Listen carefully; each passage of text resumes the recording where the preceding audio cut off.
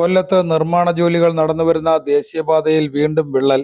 കാവനാട് ആൽത്തറമൂട് മേൽപ്പാലത്തിൽ 6 വരി ദേശീയപാതയുടെ റോഡിന് ഇരുവശങ്ങളിലുമായാണ് ഇത്തവണ വിള്ളൽ കണ്ടത്.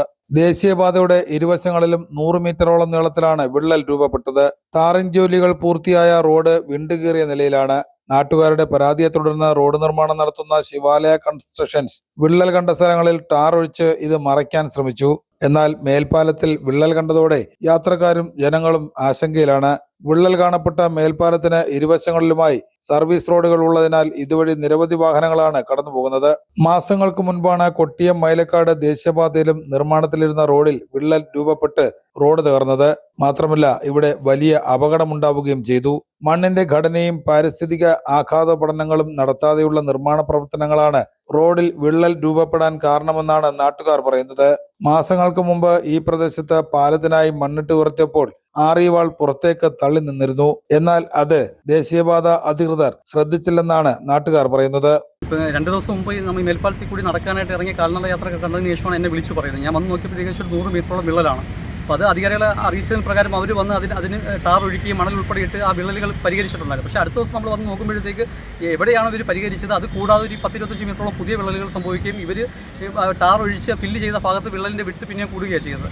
ഇതേ സെയിം സ്ഥലത്ത് തന്നെ 2 മാസം മുമ്പ് ഇതേ കണക്ക് അന്ന് ഇവർ റോഡ് ടാർ ചെയ്യുക കാര്യങ്ങളൊന്നും ചെയ്തിട്ടില്ല. ആറിവാൾ വെച്ചിട്ട് മണ്ണിട്ട് ഇത് ഫില്ല് ചെയ്യുന്ന ഒരു അവസ്ഥയായിരുന്നു. അപ്പോൾ ആറിവാൾ പുറത്തോട്ട് ബൾജ് ചെയ്ത് നിൽക്കുകയും അത് നമ്മൾ അധികാരി കളക്ടർ ഉൾപ്പെടെ അത് ഇൻഫോം ചെയ്തതിന് പ്രകാരം ഈ മണ്ണുകൾ ഫില്ല് ചെയ്ത മണ്ണുകൾ മൊത്തം പൂർണ്ണമായിട്ടും മാറ്റി ആറിവാൾ രണ്ടാമത് ഇൻസ്റ്റാൾ ചെയ്തതിന് ശേഷമാണ് ഇവർ പണി പൂർത്തീകരിച്ചത്. അത് കഴിഞ്ഞ് ടാറിങ് ചെയ്ത് ഇപ്പോൾ കറക്റ്റ് 2 മാസം കഴിഞ്ഞപ്പോഴത്തേക്ക് എവിടെയാണോ അന്ന് സംഭവിച്ചത് അതേ സെയിം സ്ഥലത്ത് തന്നെയാണ് ഇപ്പം ഈ വിള്ളൽ സംഭവിച്ചിരിക്കുന്നത്. അപ്പം ഇതിൻ്റെ ഒരു പ്രശ്നം എന്ന് വെച്ചാൽ സർവീസ് റോഡ് വളരെ വീതി കൂടുതലാണ്. നിരന്തരമായിട്ട് ആളുകൾ യാത്ര ചെയ്യുന്ന സ്ഥലമാണ്. എപ്പോഴും ബ്ലോക്കുള്ള ഒരു സ്ഥലമാണ്. ഏതെങ്കിലും തരത്തിൽ ആറിവാളിന് ഒരു അപകടം സംഭവിച്ചുകൊണ്ട് ആറിവാളുകൾ മറിഞ്ഞ് വീഴുകയാണ് എന്നുണ്ടെങ്കിൽ മൈലക്കടക്ക് സംഭവിച്ചതിനെക്കാട്ടി ഒരു വലിയൊരു ദുരന്തത്തിനായിരിക്കും നമ്മൾ സാക്ഷി വഹിക്കാൻ പോകുന്നത്. അപ്പോൾ അടിയന്തരമായിട്ട് ബന്ധപ്പെട്ട അധികാരികൾ ഇതിൽ ഇടപെട്ടുകൊണ്ട് ഈ ആറിവാൾ പൂർണ്ണമായിട്ട് പൊളിച്ചു മാറ്റി നമുക്ക് എലിവേറ്റഡ് ഹൈവേ വേണം എന്നുള്ളത് തന്നെയാണ് ഞങ്ങളുടെ ആവശ്യം. ഇതേപോലെ ഇൻഡസ്ട്രിയൽ ഏരിയ ആയിട്ടുള്ള ഒരു ഏരിയയാണ്, ജനസാന്ദ്രത കൂടിയ ഒരു ഏരിയയാണ്. അവിടെ സംബന്ധിച്ച് ആറിവാൾ ഒരു തരത്തിലും പ്രായോഗികമല്ല. അപകടങ്ങൾ ഉണ്ടാകാനുള്ള സാധ്യത കൂടുതലാണ്. അപ്പം നമ്മളൊരു വികസനങ്ങൾക്കൊന്നും ഞങ്ങളാരും എതിരല്ല. വികസനങ്ങൾ വേണം, പക്ഷേ അത് ഒരു 50 വർഷവും 100 വർഷവും മുന്നിൽ കണ്ടുകൊണ്ടുള്ള വികസനങ്ങളാണ് ഞങ്ങൾക്ക് വേണ്ടത്. അത് പൂർണ്ണമായിട്ടും എലിവേറ്റഡ് ഹൈവേ ആണ് ഞങ്ങളുടെ ആവശ്യം. ഇവിടെ മണ്ണിട്ട് ഉയർത്തിയുള്ള മേൽപ്പാലം ഒഴിവാക്കി എലിവേറ്റഡ് ഹൈവേ വേണമെന്ന ആവശ്യം മാസങ്ങൾക്ക് മുൻപ് ജനകീയ സമരസമിതി മുന്നോട്ട് വച്ചിരുന്നു. മണ്ണ് പരിശോധനാ ഫലം വന്നതിന് ശേഷം മാത്രമേ നിർമ്മാണ പ്രവർത്തനങ്ങൾ പൂർത്തിയാക്കൂ എന്നായിരുന്നു ദേശീയപാത അതോറിറ്റിയുടെയും കരാർ കമ്പനിയുടെയും ഉറപ്പ്. എന്നാൽ ആ ഉറപ്പുകളൊക്കെ കാറ്റിൽ പറത്തിയാണ് ഇവിടെ മേൽപ്പാല നിർമ്മാണം നടന്നത്. മേൽപ്പാലത്തിൽ ഇപ്പോൾ രൂപപ്പെട്ട വിള്ളൽ കൂടുതൽ സ്ഥലങ്ങളിലേക്ക് വ്യാപിക്കാനുള്ള സാധ്യതയുണ്ട്.